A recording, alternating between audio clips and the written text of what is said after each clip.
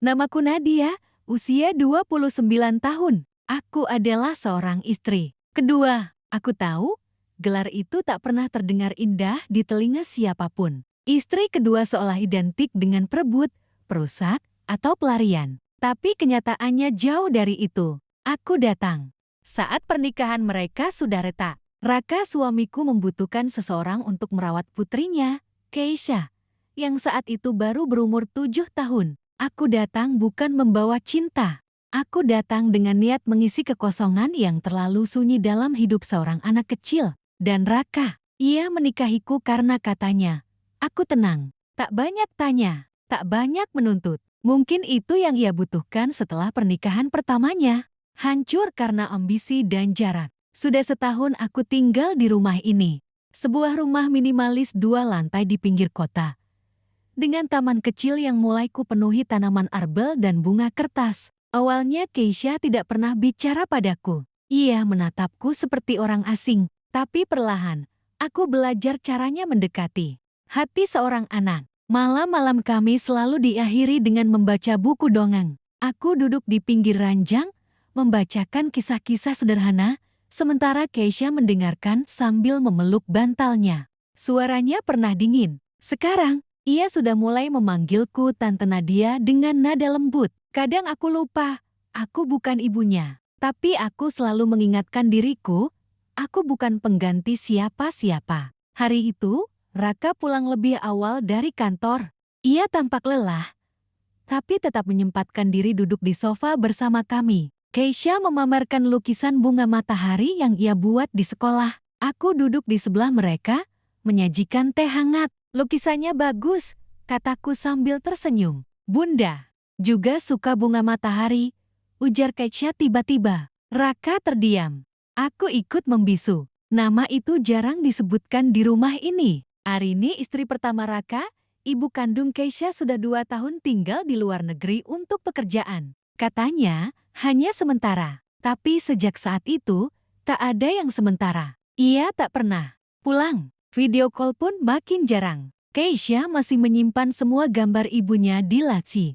Aku tak pernah mengusik. Malamnya, setelah Keisha tertidur, aku duduk di balkon atas sambil membawa selimut tipis. Angin bulan Mei berhembus pelan, membawa aroma bunga melati dari pot-pot gantung. Raka menyusulku. Kamu capek? Tanyaku, berusaha mencairkan suasana. Ia hanya mengangguk, lalu ia berkata, tanpa menatapku, Arini kirim kabar, dia akan pulang. Aku merasa dunia berhenti sejenak. Pulang? Tanyaku, menegaskan. Untuk liburan? Raka diam sejenak, lalu menggelang. Untuk tinggal, dia bilang. Dia ingin menebus waktunya yang hilang. Aku menggigit bibir, menahan kalimat yang ingin keluar. Jati, inikah akhirnya? Ketenangan yang kujaga seperti kaca tipis, mulai retak. Malam itu, aku menatap langit gelap dan berpikir, apakah aku akan tetap punya tempat di rumah ini ketika ibu yang sesungguhnya kembali?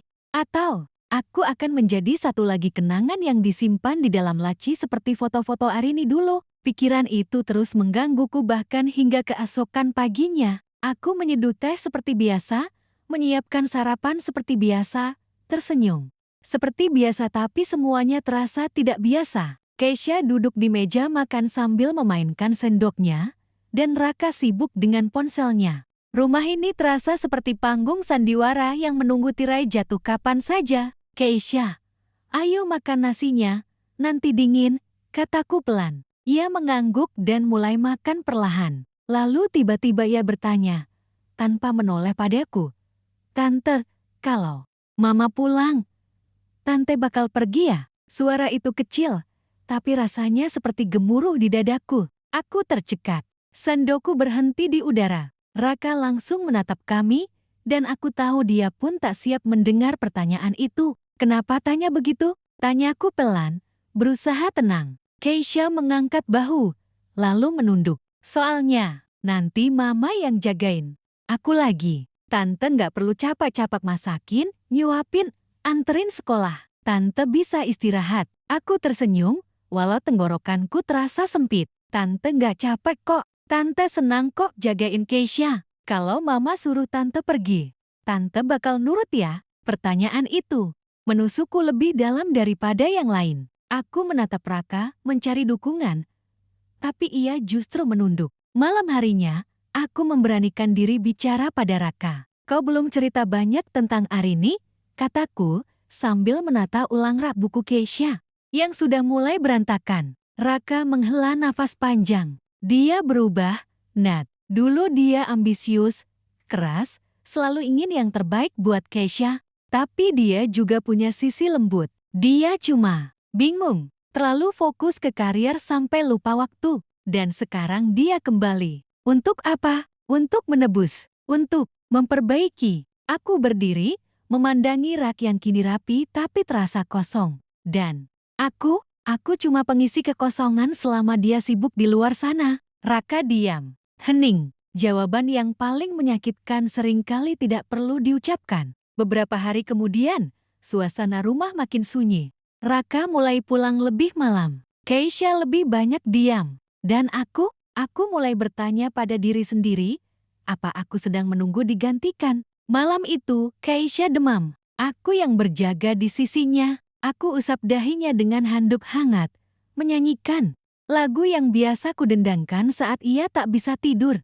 Tengah malam, dalam kondisi setengah sadar, ia memanggilku, "Mama." Aku berhenti menyanyi. "Tante, jangan pergi ya." Aku menggenggam tangannya erat. Air mataku jatuh, tak tertahankan. "Tidak, Keisha, Tante di sini. Selalu di sini."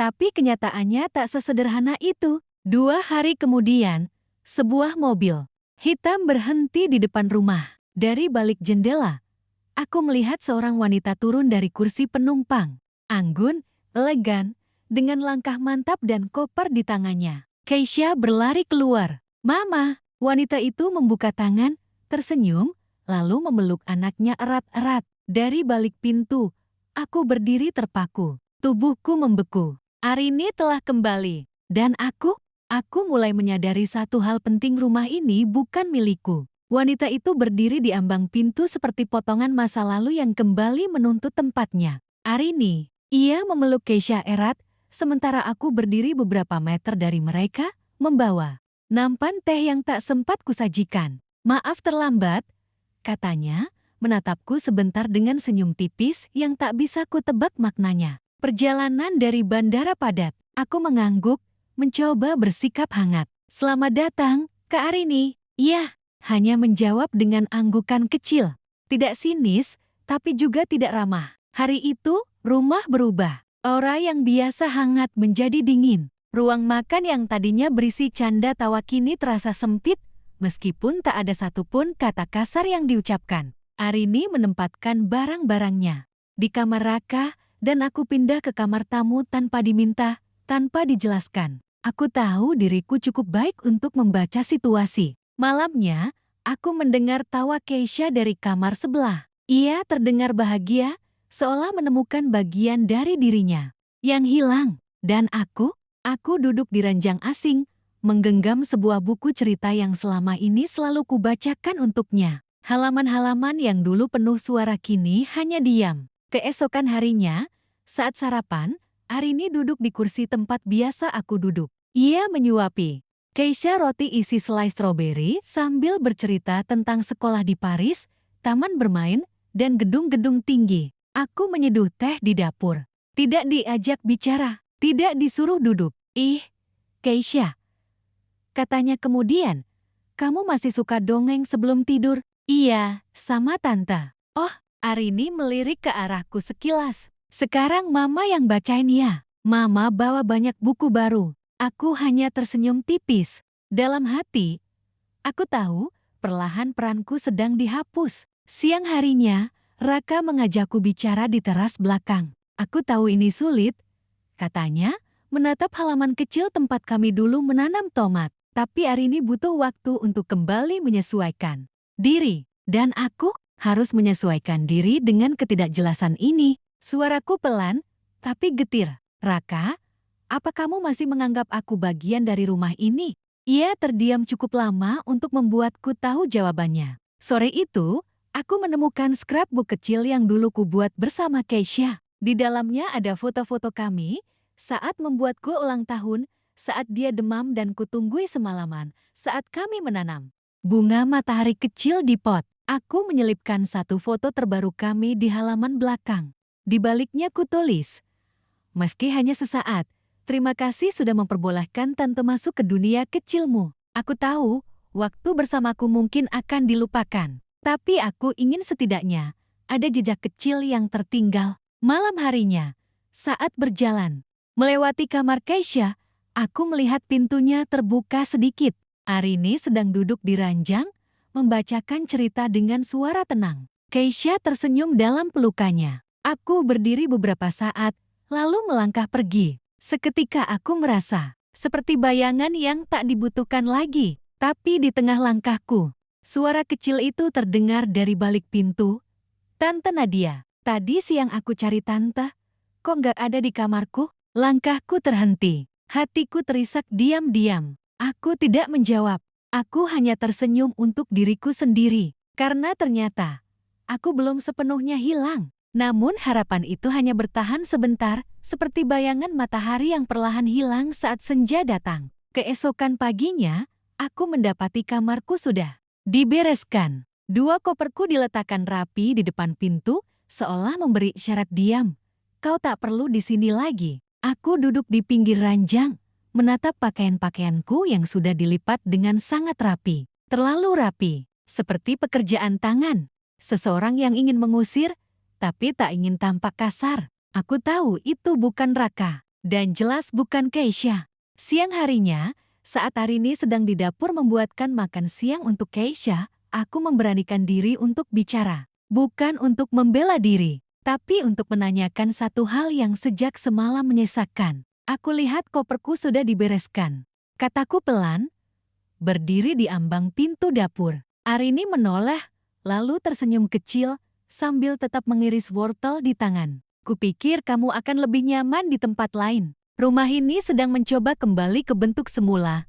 Nadia, bentuk semula? Aku mengulang pelan. Iya, keluarga yang utuh. Aku, Raka, dan Keisha. Aku menelan ludah, tapi tak bisa menelan perasaan yang menumpuk di dadaku. Aku tahu aku cuma istri kedua, lanjutku, tapi aku tidak pernah berniat merebut apapun. Aku hanya mengisi ruang kosong yang kalian tinggalkan. Arini berhenti mengiris. Ia menatapku dengan mata tajam yang tenang. Dan sekarang, ruang itu sudah tak kosong lagi. Aku keluar dari dapur dengan tubuh gemetar. Tak ada suara keras, tak ada bentakan. Tapi kalimat itu menghancurkan jauh lebih dalam. Sore itu aku duduk sendiri di taman belakang, menatap pohon kamboja yang mulai gugur. Keisha menghampiriku dengan seragam sekolah masih lengkap.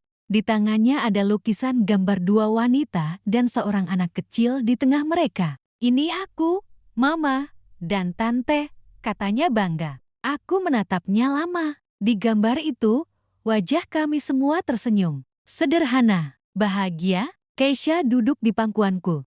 Tante, bolehkan aku tetap main di kamar Tante? Soalnya di kamar Mama nggak ada boneka kelinciku. Aku menahan air mata. Boleh, sayang. Tapi kan kamu tidur di kamar Mama sekarang? Iya, tapi aku pengen cerita ke Tante juga. Soalnya Mama jarang ngerti dongeng yang aku suka. Mama bacanya pelan banget, katanya dengan polos. Aku mengusap rambutnya. Ingin sekali kubisikkan, Tante juga masih ingin jadi bagian dari cerita kamu. Malam itu, Raka mengetuk pintu kamarku.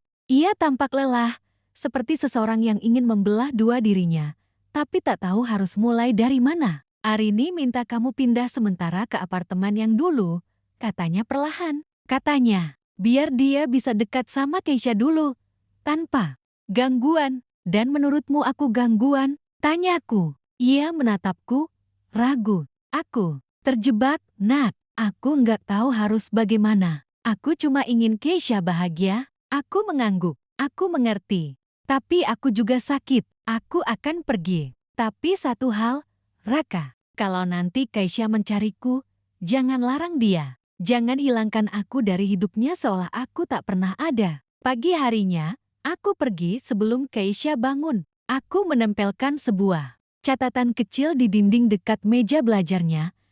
Tante nggak kemana-mana. Tante cuma pindah sebentar. Kalau Keisha mau cerita, Tante selalu siap mendengar. Selalu, aku melangkah keluar rumah yang selama ini kupanggil rumah, tanpa tahu apakah aku akan kembali atau tidak. Tapi di dalam hati, aku tahu aku bukan hanya istri kedua. Aku adalah seseorang yang meninggalkan cinta, bukan luka. Dan di balik senyap kepergianku, ada satu anak kecil yang masih memanggilku tante dengan hati yang belum siap melepaskan. Aku duduk di apartemen mungil yang dulu kutinggali saat awal menikah dengan Raka. Dindingnya masih sama, perabotannya tak berubah, tapi rasanya seperti tempat asing yang tak lagi menyambutku. Kupandangi bingkai foto kecil di meja.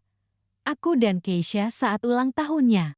Yang keenam, kue berhiaskan boneka kelinci, wajahnya penuh krim, dan pelukannya waktu itu begitu erat, seolah ia tak ingin aku pergi kemanapun. Dan sekarang, aku benar-benar pergi. Beberapa hari berlalu dalam keheningan. Tak ada kabar dari Keisha. Tak ada pesan dari Raka. Bahkan Arini seakan menghapus keberadaanku sepenuhnya. Tapi setiap pagi, aku tetap menyiapkan bekal makan siang kecil, meletakkannya di kotak bergambar kelinci yang dulu kubelikan untuk Keisha. Lalu, aku mengirimkannya lewat jasa kurir ke rumah mereka. Tanpa nama, tanpa catatan. Aku hanya berharap ia tahu siapa yang mengirimkannya. Hari kelima, aku menerima pesan singkat dari nomor tak dikenal. Tante, itu bekal dari tante, kan? Aku tahu dari rasa telurnya. Jangan berhenti kirim ya, aku kangen. Aku menangis di atas meja makan kecil sambil menggenggam ponsel erat-erat. Dalam dunia yang perlahan menghapusku, satu anak kecil masih mengingat rasaku. Hari Minggu, aku duduk di taman dekat sekolah Keisha, tempat biasa kami bermain saat sore. Aku hanya ingin merasa dekat dengannya, walau dari kejauhan. Tiba-tiba, aku mendengar suara kecil yang sangat kukenal. Tante! Keisha berlari ke arahku dengan rambut yang dikepang dua, wajahnya cerah tapi matanya berkaca-kaca. Aku memeluknya erat, sangat erat. Kamu, kok bisa di sini? Aku bilang sama mama mau beli buku gambar. Tapi aku tahu tante suka duduk di sini. Jadi aku cari. Hati kecilku runtuh. Tapi aku tersenyum. Kami duduk di bangku taman. Ia mulai bercerita tentang sekolah, teman barunya, dan boneka kelincinya yang katanya sudah robek. Ia bahkan menggambar ulang lukisan tentang kami berdua. Tapi kali ini, hanya ada aku dan dia. Mama bilang aku nggak boleh ketemu tante lagi. Ucapnya tiba-tiba, pelan. Aku terdiam. Nafasku tercekat. Tapi aku bilang ke mama, aku punya dua ibu. Aku menatap wajah kecil itu yang begitu polos, tapi tegas. Yang satu melahirkan aku, yang satu menjaga aku pas mama pergi. Sore itu, sebelum kami berpisah, aku berjanji padanya. Aku nggak bisa janji akan selalu ada di dekatmu, sayang. Tapi aku janji, aku nggak akan benar-benar pergi. Tante akan selalu cari cara supaya kita tetap terhubung. Dan di detik itu juga, aku sadar, aku tidak bisa diam, tidak bisa menyerah, tidak bisa sekadar menunggu pintu dibuka. Aku harus berjuang, bukan sebagai istri kedua, tapi sebagai seseorang yang mencintai anak itu lebih dari dirinya sendiri. Esoknya, aku menghubungi seorang guru privat musik yang dulu pernah mengajar Keisha. Apakah masih ada waktu kosong untuk murid baru? Guru itu mengangguk. Bisa, tapi siapa? Aku ingin mendaftar jadi guru les piano untuk Keisha, tapi bukan di rumah, di luar, dengan izin, atau tanpa. Mulai saat itu, aku tidak lagi sekadar berharap, aku mulai bergerak, dengan, atau, tanpa tempat di rumah itu, karena bagi Keisha, aku bukan sekadar istri kedua ayahnya. Aku adalah separuh dari hatinya. Aku datang lebih awal sore itu. Studio kecil tempat les musik ini berada tersembunyi di lantai 2 sebuah rumah tua yang tenang. Di sana, tak ada yang tahu siapa aku. Tak ada yang menghakimi. Hanya ada suara tuts piano, cat kayu yang mulai mengelupas, dan mimpi kecil yang kuperjuangkan diam-diam. Hari itu adalah hari pertama aku kembali bertemu Keisha sebagai Bu Nadia, guru pengganti piano. Ia datang dengan rambut dikuncir, membawa tas bergambar kelinci. Begitu melihatku, ia melompat ke pelukanku. Tante beneran jadi guruku? Bisiknya senang. Aku mengangguk. Tante janjikan, kita akan tetap bersama. Pelajaran musik berjalan seperti mimpi kecil yang manis. Keisha tertawa. Berlatih lagu Twinkle Twinkle dengan tangan mungilnya yang masih kaku. Tapi semangatnya membuat segalanya terasa sempurna. Setiap nada yang ia mainkan seperti memanggil kembali tawa-tawa lama kami. Tapi kebahagiaan itu tak bertahan lama. Sore ketiga, saat kami selesai latihan dan sedang duduk di teras kecil untuk makan camilan, sebuah suara memecah ketenangan. Jati ini yang kalian lakukan di belakangku? Aku menoleh. Arini, berdiri di bawah tangga dengan mata tajam. Wajahnya tanpa ekspresi. Tapi sorotnya menusuk jauh lebih dalam dari kata-kata. Keisha berdiri dengan gugup. Mama, aku cuma kita pulang, potong Arini. Ia mendekat, lalu menatapku. Aku harusnya tahu kamu tak akan pergi begitu saja. Aku berdiri, menjaga. Suara tetap tenang. Aku tidak berniat merebut. Aku hanya ingin tetap dekat. Untuk Keisha, dia sudah punya aku. Tapi dia juga punya aku. Bukan karena surat nikah, tapi karena waktu. Karena hari-hari yang kami lewati saat kamu pergi.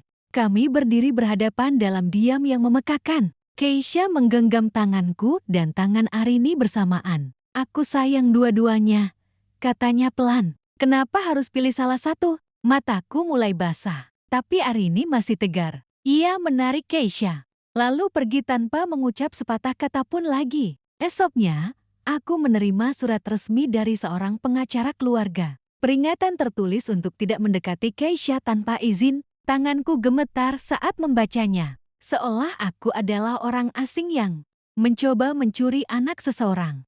Padahal yang kulakukan hanyalah mencintai, seperti seorang ibu, hanya tanpa status. Hari-hari berikutnya, apartemen kembali sepi. Tak ada tawa, tak ada pesan. Bahkan bekal yang kukirim pun mulai dikembalikan. Aku menangis di atas meja makan.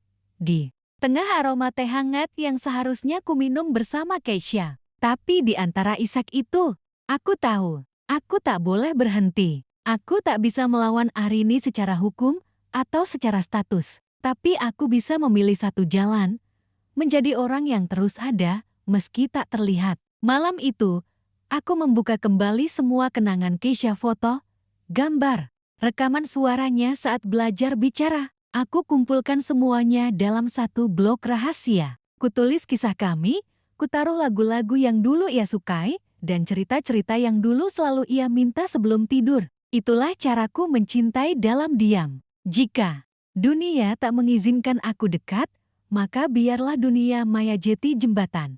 Suatu saat nanti, Keisha akan menemukan semua ini, dan ia akan tahu, Tante tidak pernah pergi, tapi waktu terus berjalan. Dan Keisha tak kunjung muncul. Hari-hari berlalu tanpa jejak. Tak ada pesan. Tak ada suara kecil yang menyebut Tante.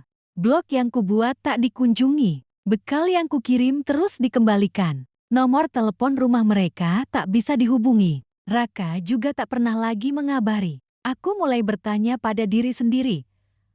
Apakah aku benar-benar tidak penting? Apakah semua ini hanya perasaanku saja?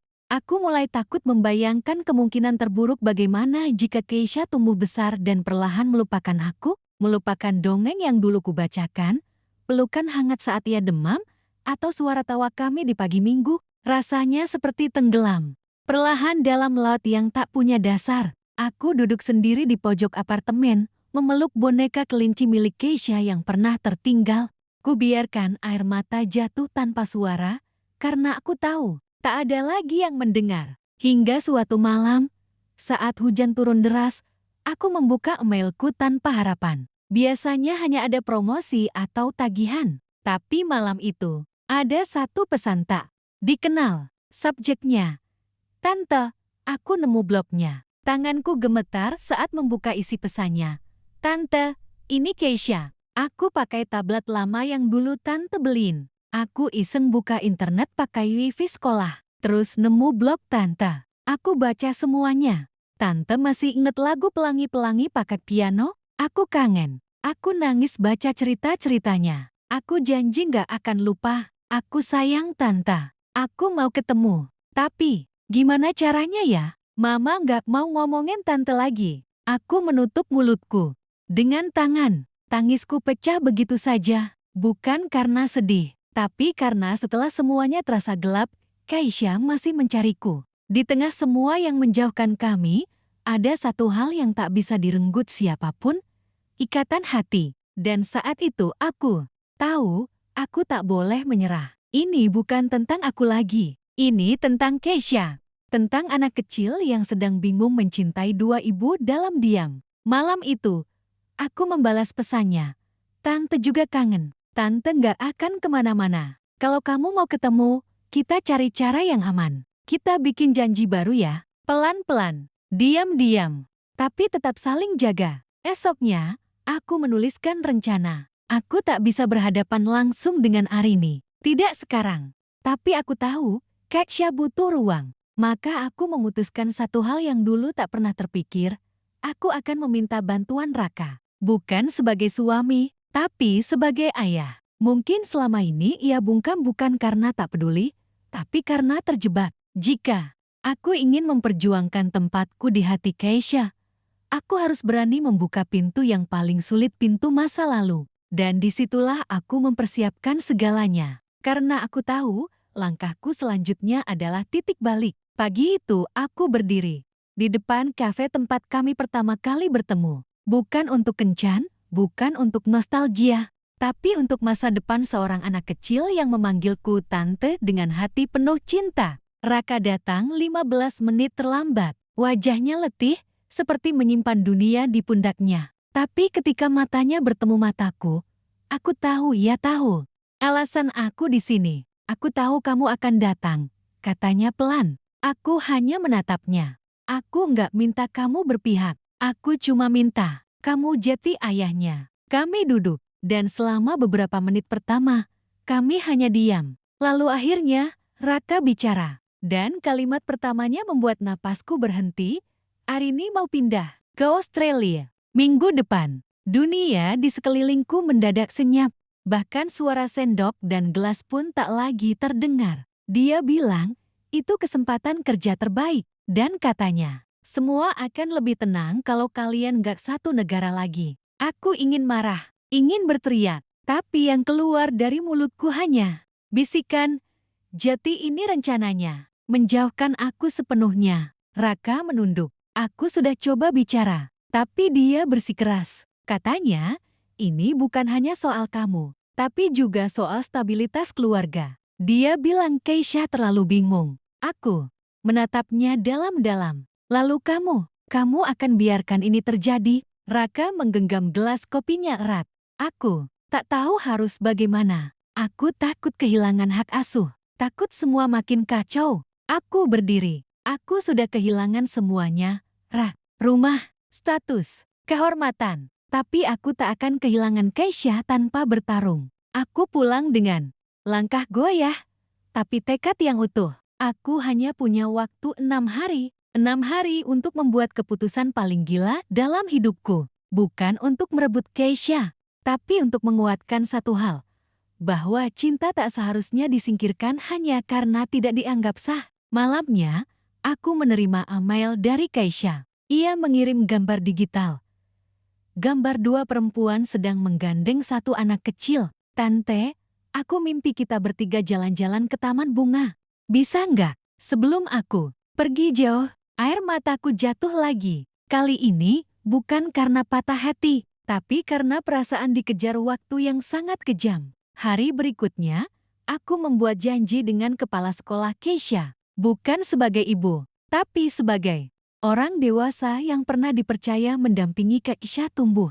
Aku menyerahkan satu amplop. Isinya, semua dokumentasi kegiatan kami selama 2 tahun, foto, jadwal les, jurnal harian, dan testimoni dari guru piano. Jika suatu hari Keisha bertanya siapa aku, setidaknya ada bukti bahwa aku pernah ada. Kepala sekolah terdiam lama. Lalu ia hanya berkata, aku tak bisa campur tangan, tapi aku bisa menyimpannya dengan aman. Hari kelima, aku duduk sendiri di taman yang biasa kami kunjungi, memandangi kursi kosong di sebelahku. Dan di sanalah aku menerima satu pesan terakhir dari Keisha. Tante, Mama bilang kita nggak boleh ketemu lagi. Besok aku pergi. Tapi aku sembunyiin surat kecil di tempat biasa. Di bawah pot bunga. Jangan lupa ambil ya.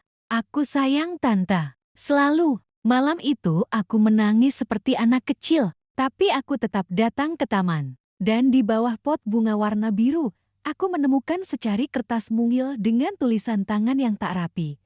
Tante, jangan sedih. Aku percaya. Cinta itu nggak harus dekat. Cinta bisa tinggal di hati. Dan di piano, dan di pelangi. Esok paginya, pesawat mereka lepas landas. Dan aku hanya bisa berdiri di balik pagar bandara, melihat langit, berharap satu hal. Semoga cinta benar-benar bisa tinggal di hati, seperti yang ia tulis. Tapi di dasar hatiku, aku tahu ini belum selesai. Karena saat semua pintu ditutup, masih ada satu yang bisa kubuka. Pintu hukum. Aku tak ingin bertarung demi hak.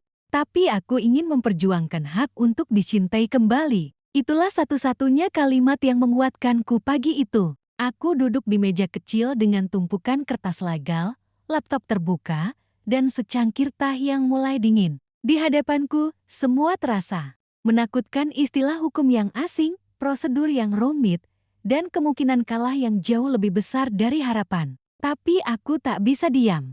Aku tak bisa membiarkan Keisha tumbuh tanpa tahu bahwa ada seseorang di belahan dunia lain yang setiap harinya menyebut namanya dalam doa. Langkah pertama yang kuambil adalah mencari penasihat hukum. Tentu bukan untuk menggugat. Aku bukan ibu kandungnya. Aku bukan istri sah. Di mata hukum, aku nyaris tidak punya posisi. Tapi aku percaya masih ada ruang. Setipis apapun, aku mencari pengacara yang punya empati.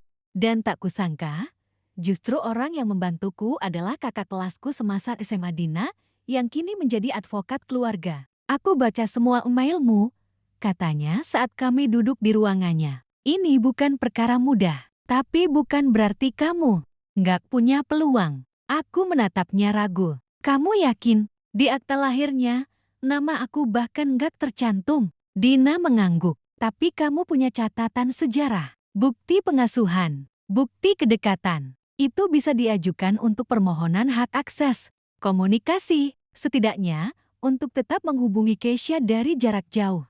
Aku mulai mengumpulkan segalanya, foto-foto, video, catatan harian, testimoni dari guru piano, bahkan hasil gambar Keisha yang mencantumkan aku di dalamnya. Semua kususun seperti album kenangan yang ingin ku pertahankan. Dan di tengah proses itu, aku menerima sesuatu yang membuat hatiku hangat, sebuah surat dari kepala sekolah Keisha. Selama 2 tahun terakhir, kami melihat sendiri bagaimana Nadia hadir sebagai figur ibu yang sabar, mendidik, dan mencintai Keisha sepenuh hati. Kami bersedia menjadi saksi. Aku menggenggam surat itu erat-erat.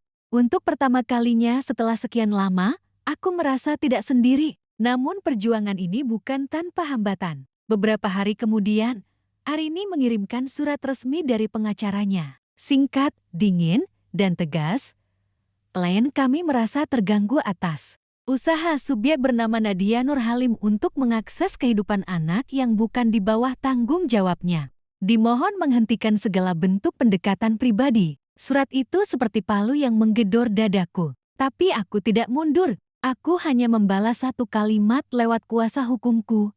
Saya tidak menuntut hak asuh. Saya hanya meminta satu hal, ruang kecil untuk tetap dicintai oleh anak yang pernah saya jaga dengan hati. Hari penentuan itu, akhirnya tiba. Sidang kecil, tertutup, tanpa keramaian.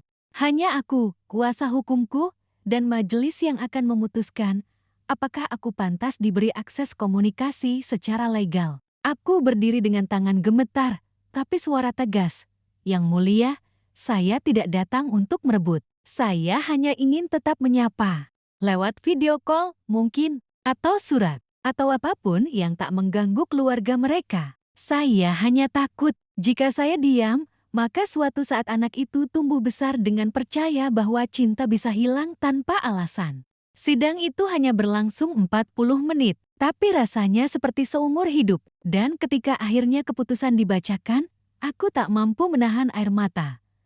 Demi pertimbangan psikologis dan hubungan emosional yang sudah terbangun antara anak dan pemohon. Pengadilan mengizinkan akses komunikasi terbatas setiap minggu melalui media daring dengan pengawasan wali hukum. Aku keluar dari ruang sidang dengan langkah kecil, tapi hati yang besar. Mungkin aku tidak bisa memeluk Keisha setiap hari, tapi aku bisa tetap menyapanya.